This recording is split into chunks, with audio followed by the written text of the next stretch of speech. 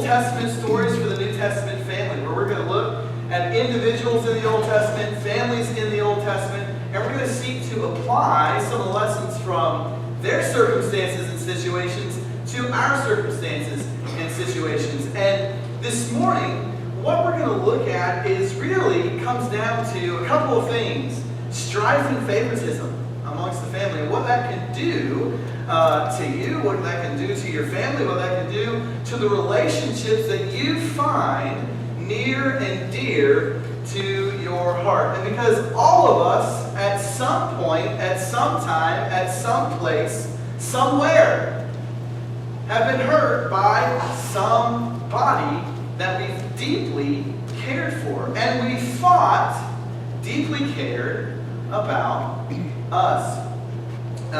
Some of you know this story, some of you don't. But I can remember the first time that my mom and my dad sat me down and they told me my adoption story. And while I'm very grateful, and always have been, always will be, very grateful that my mom and my dad had the opportunity to pick such a gem as me. Why are you laughing? No, I'm just kidding.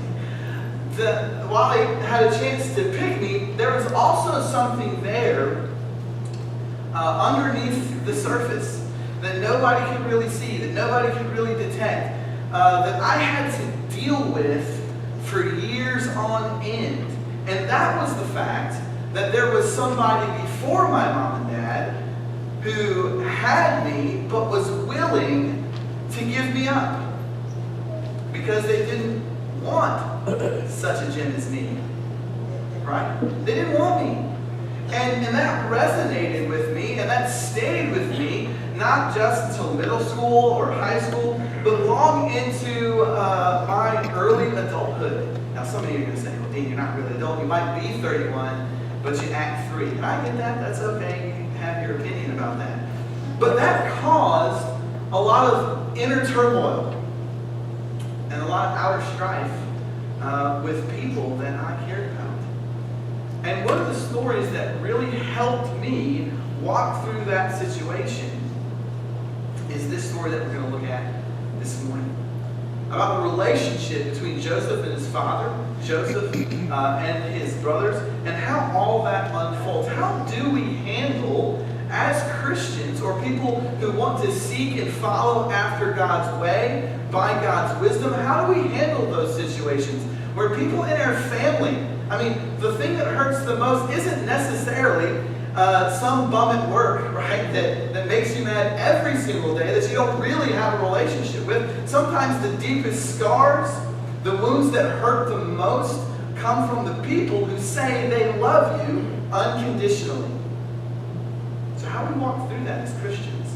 And what can we learn from that so that when we're faced with that situation, or we're the ones doing the hurting, we can properly navigate that to salvage a relationship, to salvage a family, but most importantly, to do as God would want us to do in that circumstance and situation. And so most of you know the story of Joseph, but it's a good story to go back and look back on. And as we know from the story of Joseph, there are a couple of things at play here. One, his father Jacob has a huge family, but his father Jacob was no saint. He deceived his brother, and he's known as a deceiver. And even in this situation, in his old age, there's some family strife in the life of Jacob, because Jacob doesn't follow God's orders when it comes to having kids. God promises him kids, but Jacob seeks to do it his way. And not only does he have 2 wives, but those 2 wives are barren, and so he offers up, or they offer up their housewives, basically. And you want to talk about young and the restless early on in Genesis, this is it. You want to talk about the way to not walk in wisdom, do this right here. But what we see is that God blesses Jacob with sons. And we see in verse 37, or chapter 37, verse 1, Jacob lived in the land of his fathers, sojourning in the land of Canaan. Right? And then we see here in verse in verse 2 that Joseph has a dream. And now Israel loved Joseph, that's also Jacob, more than any other of his sons because he was the son of his old age. And here's the kicker. One thing, parents, that we have to do to make sure that our relationships with our kids, if we have multiple kids, is to not show favoritism. Jacob did not help out Joseph in his relationship with his brothers by showing favoritism. Not that there's a different value, or not that there's a different way in which we connect to our kids, because obviously kids are different. You're going to connect differently to one kid than you will the other. And that's okay so long as they understand that the value placed on each of their lives is absolutely, positively the same. Because one of the things that drives Joseph's brothers against him is the idea that Jacob loves Joseph more. And when favoritism comes into play, that's going to drive the anger and the fury and the pride and the rejection of one child and pit that against another. So let's make sure, as we move through the story, let's make sure, parents, that we're not showing favoritism to one kid over the other. And one of the things that we do, and one of the things that happens once that wedge has been driven, one of the things that happens to see that relationships are fractured within a family is seen in verse 4. But when his brothers saw that their father loved him more than all his brothers, they hated him and could not speak peacefully to him. That once that's present, once favoritism is shown, it's not just an inner turmoil that takes place amongst family members. That inner turmoil is expressed outwardly, whether that, as we're going to see, both in words and also in action. And that never turns out good for anybody in that situation, in that circumstance, because what we're also going to see is that while there's this inner turmoil that takes place inwardly, it expresses itself outwardly. And notice what happens here. Now Joseph had a dream, and when he told his brothers that they hated him even more, he said to them, "Hear this dream that I have dreamed.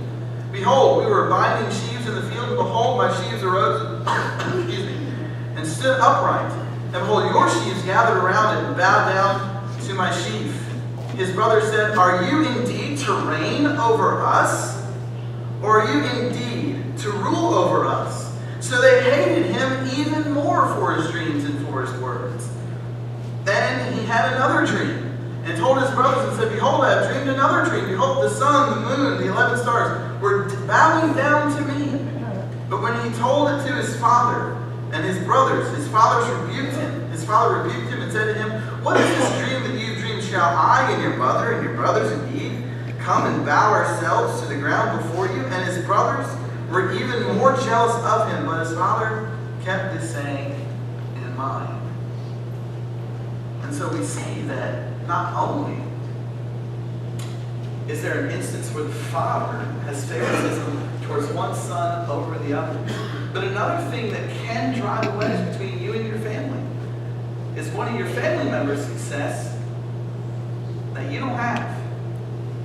It's when one person owns or has something that the other person doesn't. And clearly, what's seen here is that Joseph has a dream by God, and Joseph is relaying that dream to other people, and that family, at least the brothers, don't like that, because after all, where's my dream? After all, who do you think you are telling me about these dreams? They should actually, in one instance, they should actually be asking Joseph, how in the world did this even happen? But because of their jealousy, because of their rage, because of their hate, they say, who do you think you are telling me this, explaining this to me? Because in the recesses of their heart, they don't want anything to do with Joseph. And then we see the plot. And then we see this is what happens. And some of you have walked through this. Some of you have had instances where your own family members or close people in your life have plotted against you when you didn't even know it.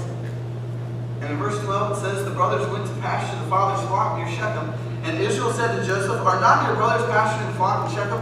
Come, I will send you to them." And he said to him, "Here I am."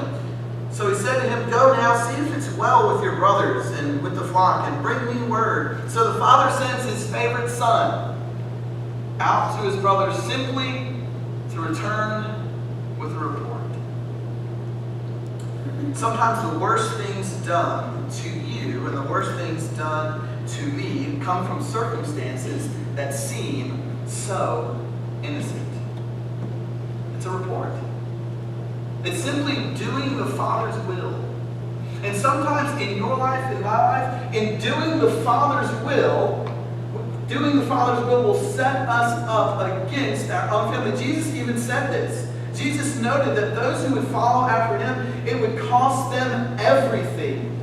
And that the Word of God and the gospel of Jesus Christ would set father against son, and daughter against mother, and family members against one another. And that in that situation, in that circumstance, the primacy of the gospel is to be over top of that of family.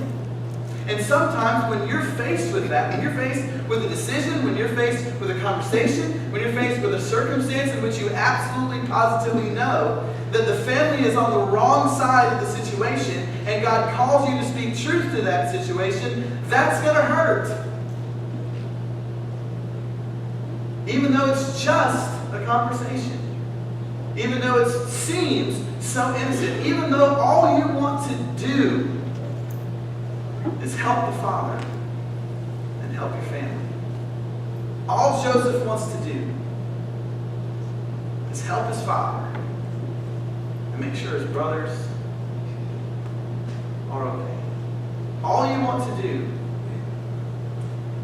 is to make sure that your son is okay, that your daughter is okay, that your wife and your husband and your grandchildren are okay. And sometimes because of jealousy, sometimes because of rage, sometimes because they realize that they're on the wrong side of the truth, people that we care about most can hurt us the deepest. And that's exactly what we see with Joseph, isn't it? He goes out to the field, and notice what his brothers say about him in verse 18. They saw him from afar, and before he came near to them, they conspired against him. They said to one another, "Here comes this dreamer." You know what they just did to their brother? They dehumanized him. They took the one thing that they had in common, their own flesh and blood, and they suppressed it. And they put a label on it. A label on it that would remind them of their disdain for him. And one of the worst things that you can do in your life is that when there's conflict within your family, is that you can take away the commonality that you have with your family and replace it with something, a remark, a label, a thought of disdain towards the family member that you have conflict with. How many times do we hear husbands say when they have strife with that woman, "That woman drives me crazy." As if there's nothing peculiar about her. As if there's nothing special about her. As if God himself hadn't overseen the union between that man and that woman. And women do it too. If that man ever steps foot in my house again, you mean the man that you promised to be with in sickness and in health? The man that you promised to give all of yourself to? Or when there's strife with kids, even in passing, maybe even in jest, maybe even as a joke, the husband will say to the wife, or the wife will say to the husband, "There goes your daughter again. There goes your son. There goes your grandkids." And while that is so tiny, it says so much. Because you've removed the commonality that you have with that person. As if that person isn't actually valuable in your life. There goes that dreamer. Not, here comes my brother, my husband, my wife, my son, my daughter, my friend. And when we dehumanize people, the reason that we do that, as we're going to see from the text, is so that we can rationalize the adverse decisions or circumstances that we're going to place that other person in for our benefit, to make ourselves feel better and to make them feel less. And isn't that what Joseph's brothers do? Notice what they say. Let us come out, let us kill him and throw him into one of the pits. Then we will say a fierce animal has devoured him, and we will see too that we will see what will become of his dreams. Oh, you want to be a dreamer, huh? Okay. Well, first let's dehumanize you. Second, let's plot against you. And three, let's see if we can cover it up. And for so many families, for so many relationships that you've either seen on TV, that you've even heard about in the news, that maybe even some of you have actually lived out in your life, that's the process. That woman, that man, those kids. Well, you know what? This is what we're going to do about that. I'm going to do X over here so that I can make myself feel good about me, so that I can put them in a bad situation for me. And then what I'll do to make sure that it all is awash, I'll make sure that I cover my tracks really, really well. Do you see a theme between what we saw with David and Bathsheba last week and with Joseph and his brothers this week? I hope you do. And I hope you see that connection. And here's the thing about it. Whether you like it or not, whether I like it or not, my family is my family. And if you're married, my wife is my wife. Your wife is your wife. Your husband is your husband. And in that, you have made a commitment to each other. Obviously, Joseph and his brothers had no choice about what family that they were going to be in, but they did have a choice to be a family.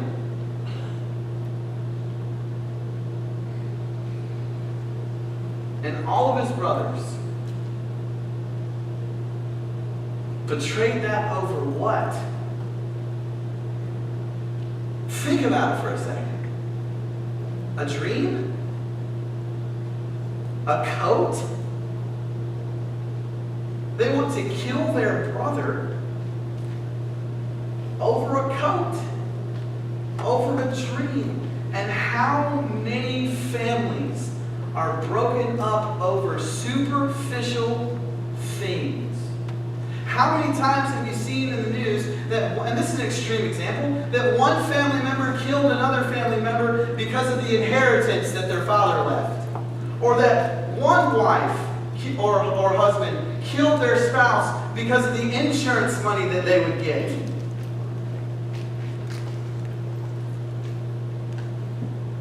Or how many times has a husband cheated on a wife because of something petty? Or a wife cheated on a husband because, well, he's just not home enough? And how many times have parents neglected their children because, after all, I never really planned for that? Joseph is an inconvenience to his family. And so they plot to get rid of him over superficial things. Question: right now in your family, what are some of the superficial things that you fight over? What are some of the superficial things that divide your family, maybe even down the middle? I'm being serious, and I'm not trying to joke right now. But I have seriously heard of people dividing their family and relationships over sports before. Johnny's going to play soccer. No, he's not. Johnny's playing football. Well, I already registered him for soccer. Well, you're just going to have to, eat that because he's playing football. And before you know it, you've got person A all the way over here, person B all the way over here, and they're saying, I'm going to sleep on either end of the house over what? Football. How many kids have been neglected by their parents because they weren't 4.0 students? In the large scheme of things, academics is an important thing, but it's not the important thing. And when you place the value and the love of a child on the basis of what their scale is on a 4.0 scale, what you have just done is you've devalued and dehumanized a child. Because as hard as they might try, they may not be a 4.0 student. And so what takes place here is now the cover-up and the rationalization. And so what happens here?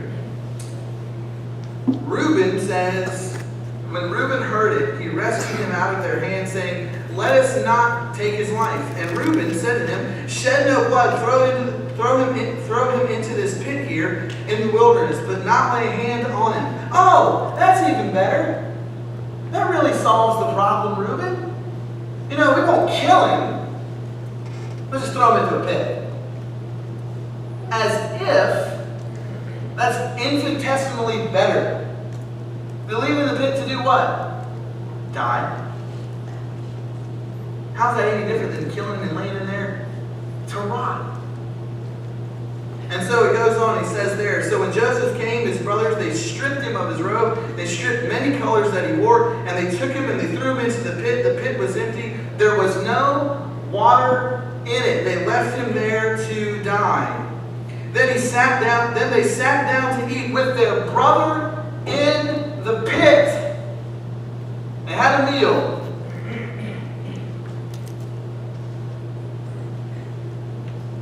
Jesus says if you have aught against your brother, you're supposed to handle that before you even go to worship. They had aught against their brother, and they threw him into a pit and they had a meal. And then the Ishmaelites came from Gilead and their camels bearing gum, balm, and myrrh on their way down to Egypt. Then Judah said to his brother, what profit is it if we kill our brother and conceal his blood? Come, let us sell him. Hey, it doesn't profit us anything to kill him, but let's use him to get some money. Let's extort his failure or extort his situation for our benefit. That's another thing that kills families. And I know that this isn't a direct correlation to that, but when you extort your family members because of their situation and circumstance to get something out of that for your benefit, that's wrong. And that doesn't help this situation. It simply drives another wedge in the situation. And so let's see what happens. Come, let us sell him to the Ishmaelite. Let our hands be let not our hands be upon him, for he's our brother. Oh, way to go. Let's not us do the dirty work. Let's have the Ishmaelites do the dirty work, because after all, he's our brother. That's like saying, bless his heart.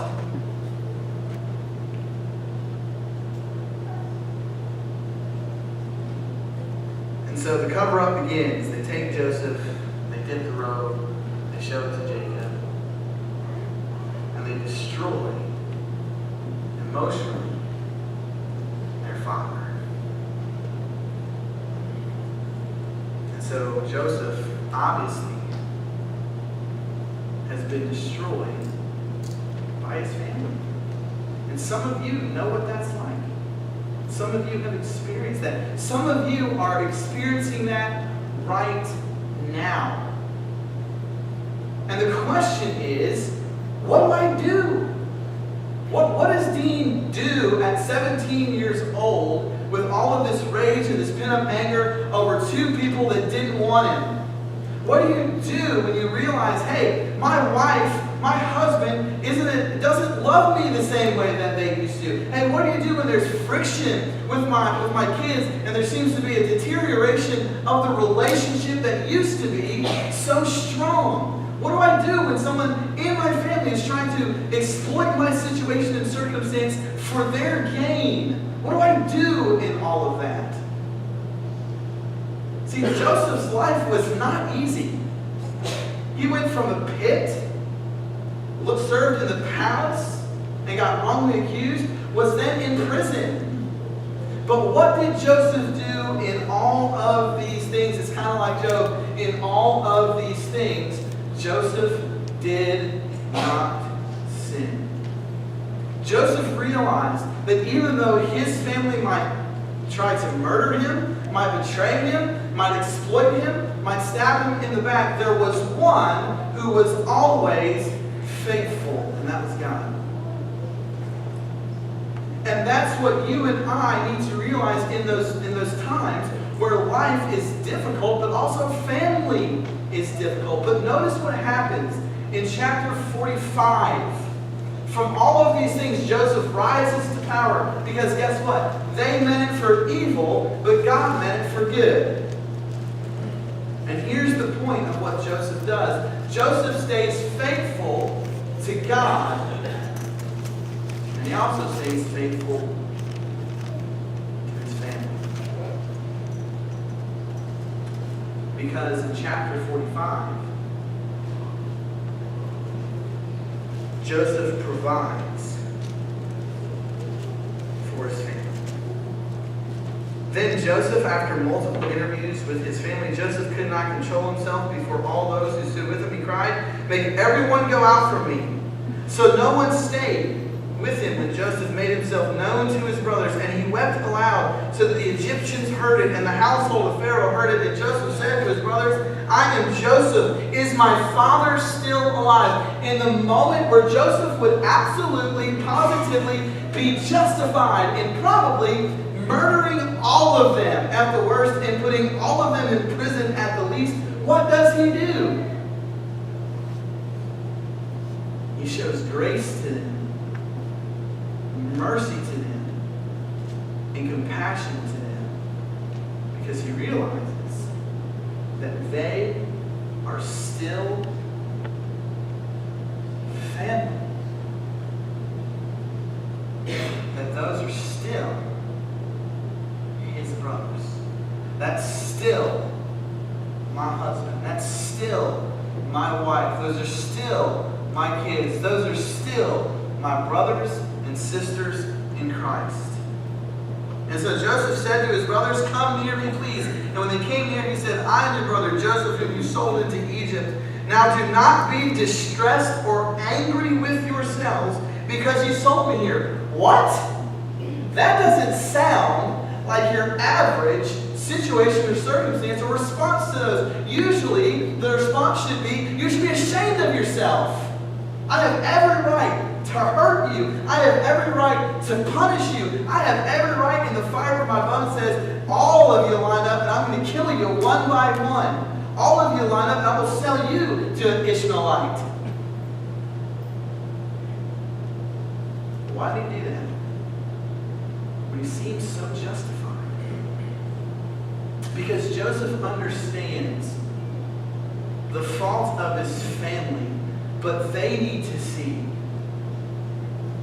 the faithfulness of God.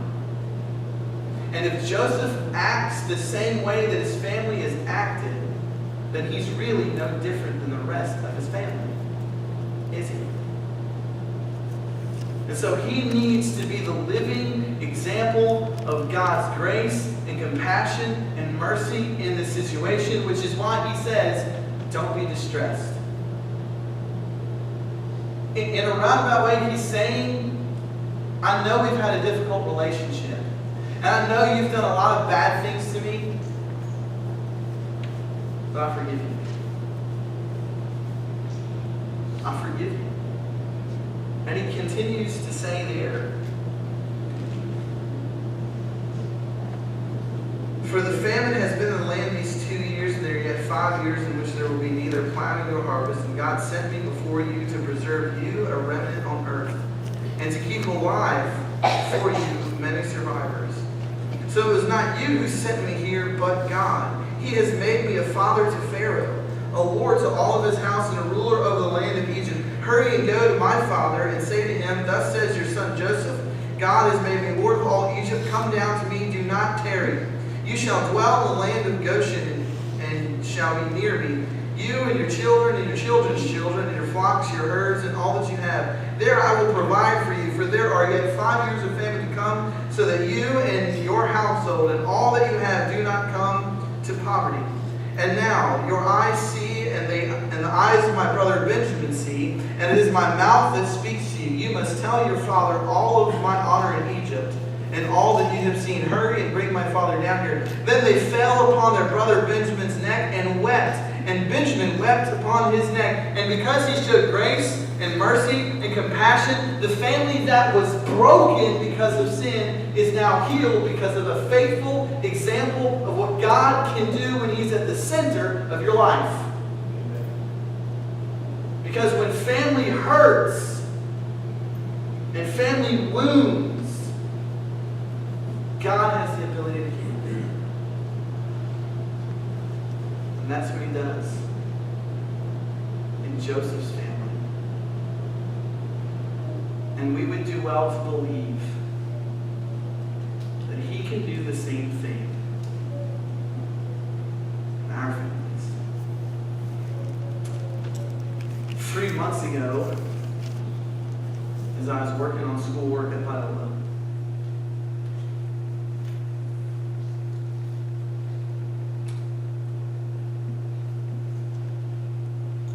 Facebook message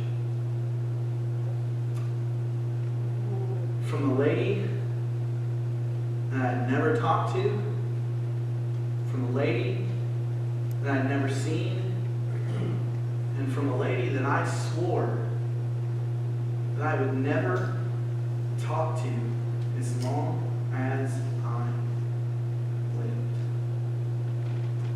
Her name was Kitty Snyder. And she was my biological mother. And the only words that she said to me were, I'm sorry.